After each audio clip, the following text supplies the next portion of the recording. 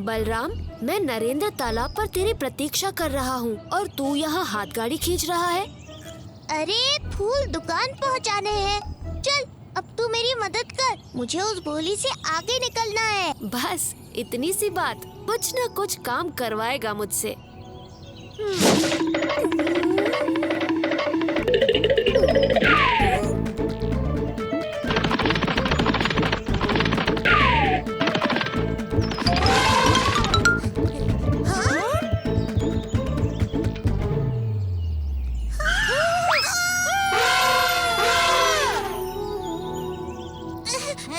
अरे इसको ऊपर से निकालो हमें।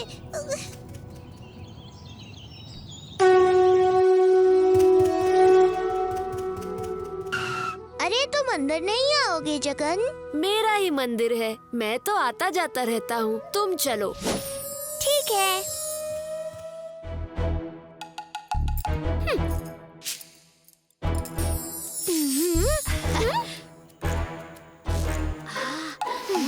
देवी, सुगंध तो बड़ी अच्छी आ रही है। ये सारे मिष्ठान मेरे लिए। देर से आने वालों के लिए ये मिष्टान नहीं है। हफ्ते में 7 दिन होते हैं, उसमें से 17 बार आप देर से आते हो। अरे मैं तो आ ही रहा था, लेकिन फिर उस बलराम को मंदिर में फूल पहुंचाने थे, तो मैंने। फिर बलराम, जगन को तो बलराम ही प्यारा है, हम तो भेड़ बकरी है आपके लिए। मेरे लिए तो भेड़ बकरी भी उतने ही प्यारे हैं।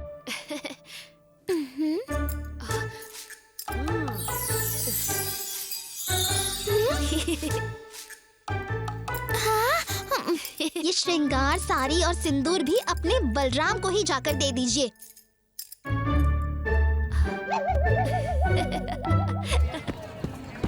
अरे जगन, तू यहाँ? कहा ना ये मेरा ही मंदिर है।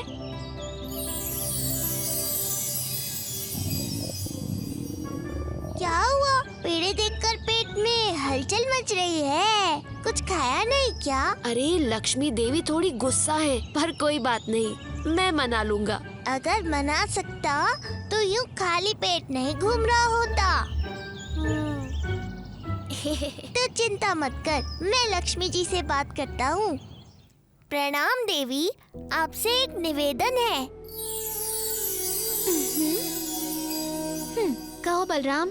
देवी, आप जगन को क्षमा कर दीजिए। आपको पता है, उसने सुबह से कुछ नहीं खाया है। वाह, जितनी चिंता भगवान को भक्त की है, उतनी ही भक्त को भगवान की भी है। भक्त और भगवान का रिश्ता बड़ा अद्भुत होता है देवी।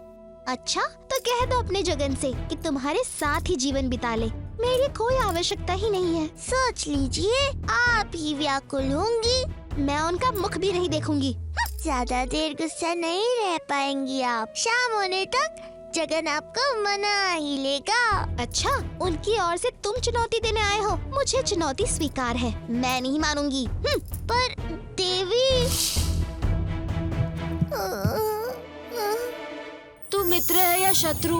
लक्ष्मी जी को मनाने गया था या मेरी समस्या बढ़ाने? मैं तो तेरी ओर से ही बात करने गया था। बात बनी नहीं, उल्टा और बिगड़ गई। अब ये सोच कि लक्ष्मी जी के मन में जो गुस्से की आग लगी है, उसे कैसे बुझाएं? मीठे और गरम रसगुल्ले से। क्योंकि ये सारा तेरा ही किया कराया है, अब तू ही सबसे स्वादिष्ट रसगुल्ले दिलाएगा मुझे।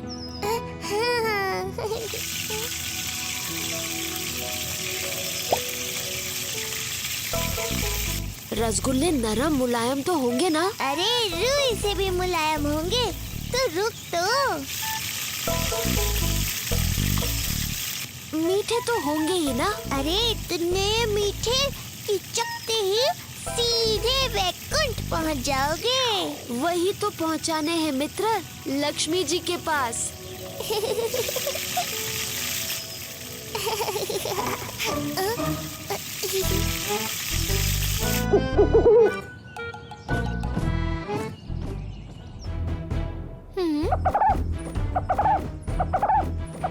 अच्छा, तो प्रभु रसगुल्ला देकर मुझे मनाएंगे, हाँ?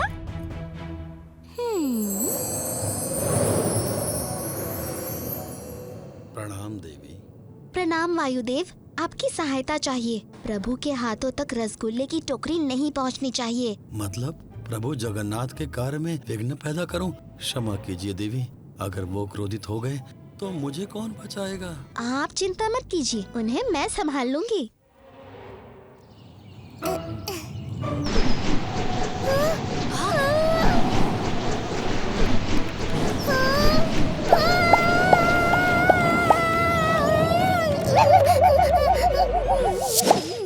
अरे रसगुल्ले कहाँ उड़ गए? अब क्या करें? घबराओ मत, हम दोबारा रसगुल्ले ले लेते हैं। हलवाई जी, दोबारा रसगुल्ले देंगे? आ जाओ। अरे हलवाई कहाँ गायब हो गए? वहाँ ऊपर। काका, फिर से रसगुल्ले दे दो। लगता है अब अगर तुझे रसगुल्ले दिए तो पूरी दुकान ही उड़ जाएगी। भाग यहाँ से।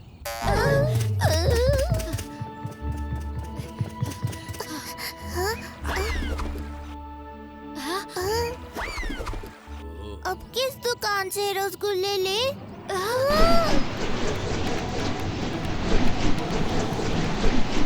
अरे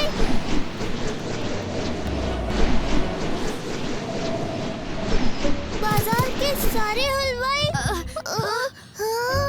इस पूरे बाजार का कोई भी हलवाई तुझे रसगुल्ला नहीं देगा। भाग यहाँ से वरना तेरा रस निकाल देंगे। ये शंभू का घर है। पिछली बार शंभू के जन्मदिन पर उसकी माँ ने बहुत स्वादिष्ट रसगुल्ले बनाए थे।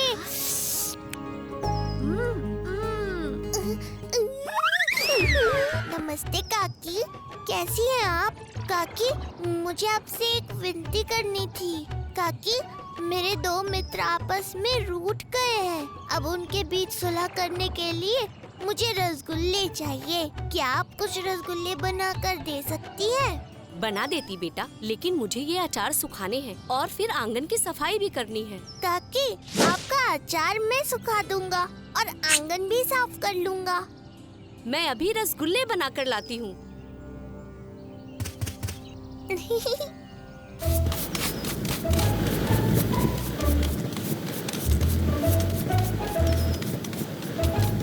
ये क्या बेटा, इतनी तो धूप भी नहीं निकली आज और अचार पूरी तरह सूख गए। पता नहीं काकी, बस सूख गए।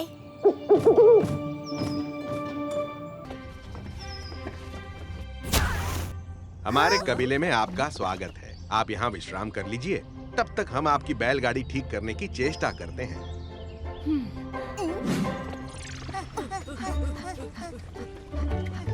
कबीले के उस तरफ कितना घना जंगल दिख रहा है। और वो क्या है?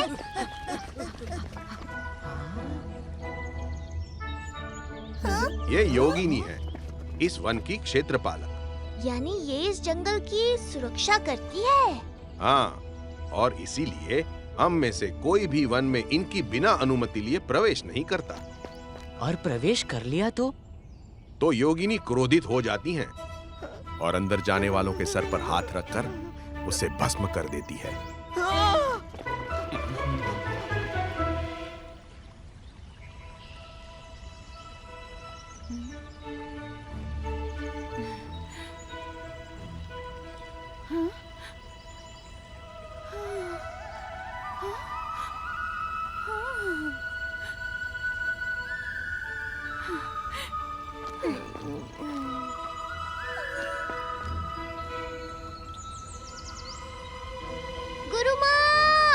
गुरु माँ जंगल में चली गई। कोई अनहोनी ना हो जाए।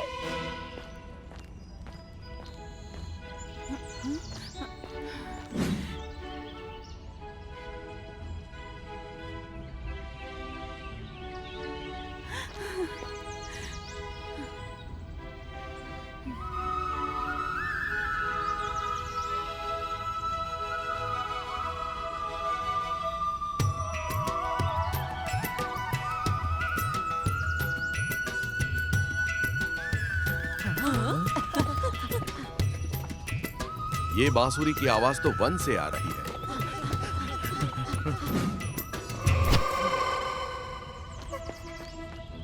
गुरु माँ को ढूंढते ढूंढते मैं खुद खो गया हूँ।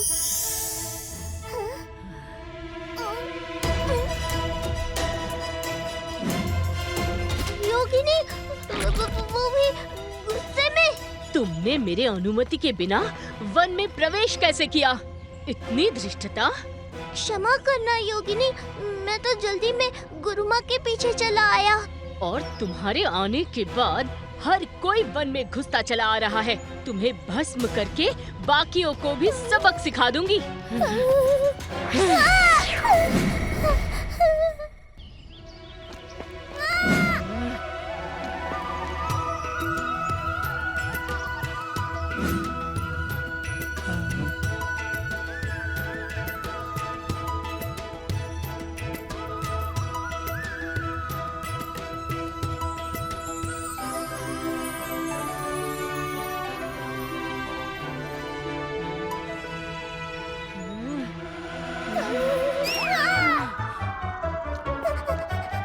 जगन, मुझे उस योगिनी से बचा ले मुझे जगन। तू उसकी चिंता मत कर, वो अपने आप चली जाएगी। गुरुमा, बड़ा ही सुंदर और मनमोहित वातावरण बना दिया था आपने अपनी भक्ति से। ये सब आपने किया कैसे? मैंने कुछ नहीं किया। जैसे ही बांसुरी की आवाज आई, मेरा शरीर अपने आप प्रभु के लिए नृत्य करने लगा। यहाँ जगन्नाथ प्रभु की मूर्ति भी है, हमें पता ही नहीं था। यहाँ आने के बाद मैं अपने प्रभु की पूजा को लेकर चिंतित थी, लेकिन अब वो चिंता भी दूर हो गई। हाँ, ठीक बात है। आज से हम भी रोज प्रभु की पूजा अर्चना करेंगे।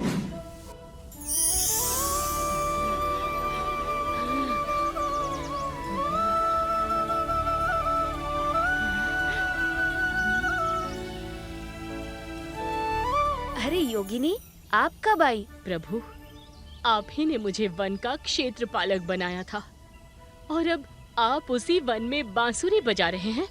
अब कोई भी मुझसे अनुमति नहीं मांगता है, बस बांसुरी की धुन पे पीछे पीछे वन में घुस जाते हैं। आपको उन्हें रोकना होगा। वो सब मेरे भक्त हैं योगिनी, मैं उन्हें नहीं रोक सकता। प्रभु, आपने मुझे भस्म करने की शक्ति भी दी है। मैं उन सबको भस्म कर दूंगी। अरे अरे, आप क्रोधित मत हो। चलो ठीक है, मैं अगले 14 वर्षों तक बांसुरी ही नहीं बजाऊंगा, तो भक्त भी वन में नहीं आएंगे। धन्यवाद प्रभु।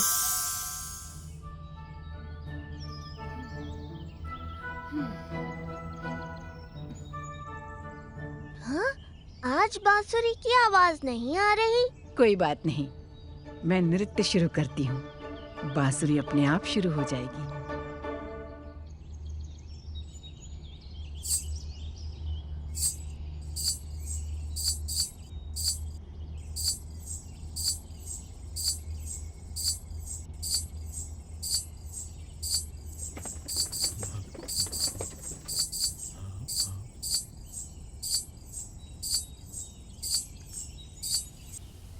क्षमा करना, मैं बांसुरी नहीं बजा सकता। लगता है आज प्रभु बांसुरी नहीं बजाएंगे।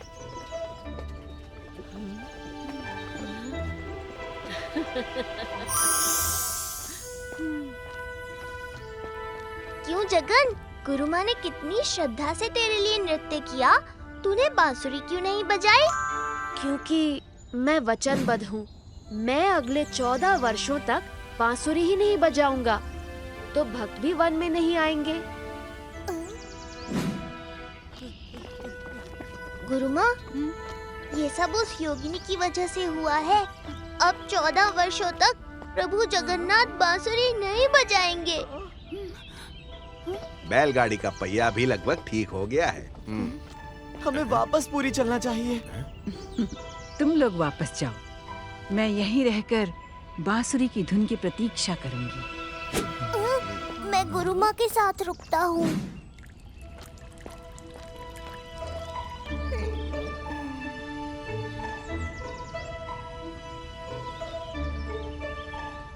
गुरुमा फिर वन की ओर चली गई।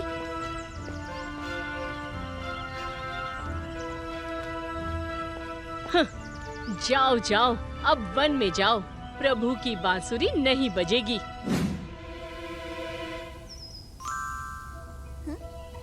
अकेले में समय कैसे बिताऊं समझ नहीं आ रहा था। अच्छा हुआ देवी आप आ गई। हाँ, समय बिताने के लिए आप अपनी बांसुरी भी तो नहीं बजा सकते? नहीं नहीं, मैं जब चाहे बजा सकता हूँ, पर बजाना नहीं चाहता। और मानो अगर 14 वर्ष पश्चात आपने बांसुरी बजाने के लिए उठाए पर बजाना ही भूल गए तो? हाँ, ऐसे हो सकता है क्या? हाँ हाँ, क्यों नहीं।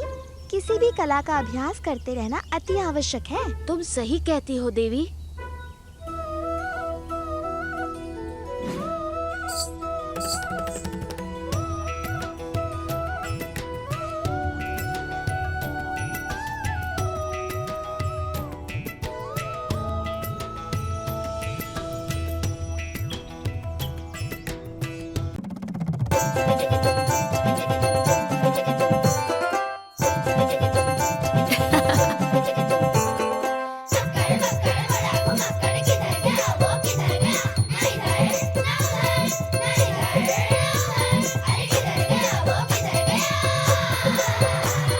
संकट भागे तुम दबा के जब वो साथ हो, है ना कोई उसके जैसा ऐसा यार वो। नुस्खे हैं